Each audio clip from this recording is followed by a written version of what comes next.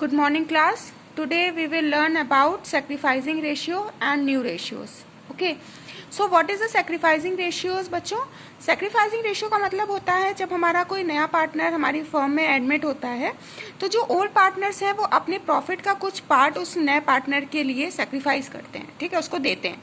तो यहाँ पर सेक्रीफाइसिंग रेशियो का एक फॉर्मूला होता है, जब आप ओल्ड रेशियो में से अपने न्यू रेशियो को माइनस करते हैं then you will get the sacrificing ratio, ठीक है, old ratio minus new ratio, ठीक है।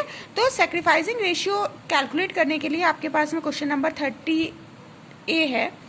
Saurabh and Gaurav are equal partners. अब इक्वल पार्टनर्स का मतलब आप समझ रहे होंगे कि 1:1 का रेशियो है इनके बीच।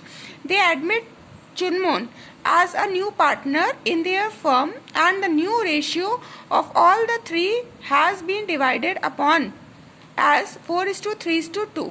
फाइंड द सेक्रीफाइसिंग रेशियो, ठीक है। तो यहाँ पर बच्चों सबसे पहली बात, आपका ओल्ड रेशियो क्या बना? आपका ओल्ड रेशियो बना 1:1 और न्यू रेशियो आपका क्या है? 4:3:2 है। यहाँ पर आपको जो बात ध्यान रखनी है वो ये याद रखनी है कि जो हमारे ओल्ड पार्टनर्स हैं सिर्फ वही सेक्रीफाइस करते हैं, न्यू पार्टनर सेक्रीफाइस कभी नहीं करता है। न्यू पार्टनर फर्म में आ रहा है तो उसको जो है पार्ट ऑफ प्रॉफिट मिलेगा, लेकिन उसको पार्ट ऑफ प्रॉफिट कौन देंगे? ओल्ड पार्टनर्स देंगे, ठीक है। तो यहाँ पर ओल्ड रेशियो आपका 1:1 है और न्यू रेशियो आपका 4:3:2 है। तो it is easy from the formula to calculate the sacrificing ratio. The formula is old ratio minus new ratio. Now let's see the solution.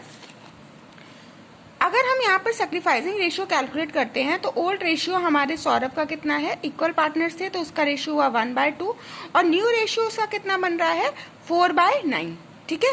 आपको न्यू रेशियो कैसे कैलकुलेट करना है आपको पता है, आपको सारे रेशियोज को ऐड करना है। You will get the denominator and in the numerator you will write the जो है part of profit that the Saurabh will get. So when you will solve this, you will get 1/18. So 1/18 Saurabh is sacrificing for his new partner.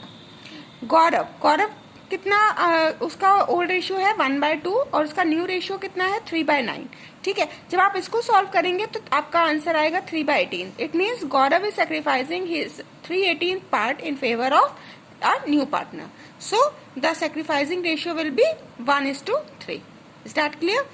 Let's see one another example. Question number 14A. A, B and C are partners sharing profits in the ratio of 2:2:1 respectively.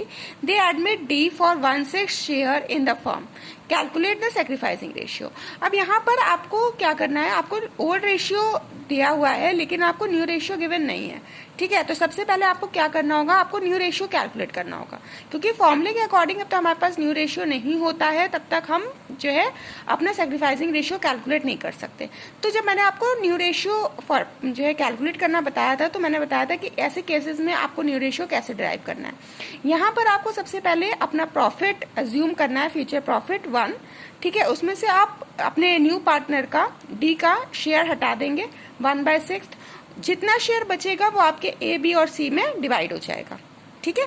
जैसे यहाँ पर D का आपका share कितना है? 1/6 है, ठीक है। तो आपने 1 - 1/6 किया, यू विल गेट 5/6। अब ए का न्यू शेयर निकालना है तो ये रिमेनिंग शेयर है, ठीक है। तो 5/6 में ए को 2/5 पार्ट मिलेगा, ठीक है। तो आप क्या करेंगे? ए का ओल्ड रेशियो 2/5 है, आप उसका 5/6 पार्ट उसके लिए निकालेंगे तो that A will get 2/6 part in the profit, ठीक है। इसका 2/6 पार्ट न्यू शेयर का बनेगा।